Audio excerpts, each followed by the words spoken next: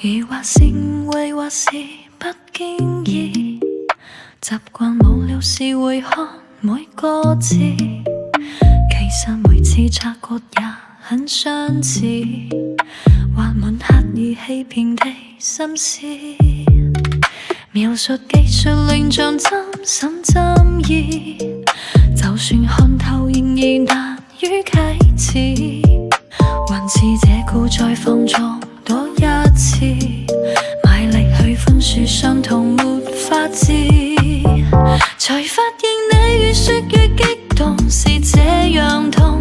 如果永不脫軌，那感情才算轟動。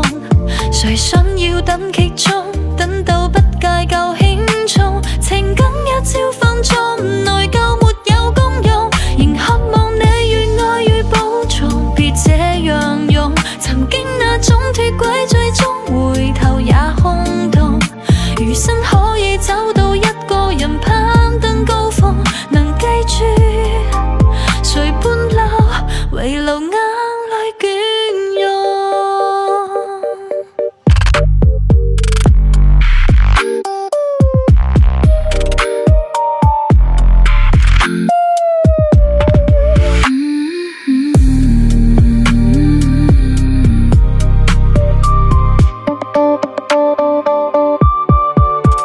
描述技術亂像針心針意，就算看透仍然難於啟齒，還是這故再放縱多一次，賣力去寬恕傷痛沒法治，才發現你越說越激動，是這樣痛。如果永不脫軌，那感情才算轟動。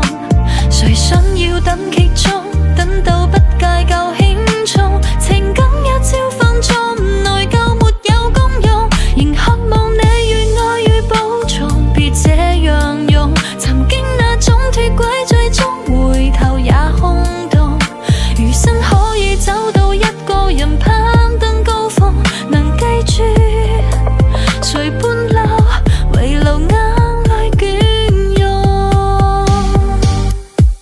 才發現你越說越激動，是這樣痛。如果永不脫軌，那感情才算轟動。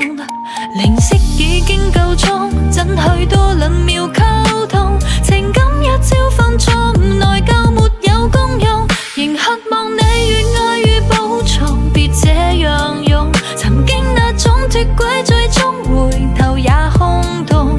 餘生可以找到一個人攀登高峰，才發現難繼續，原來過分縱容。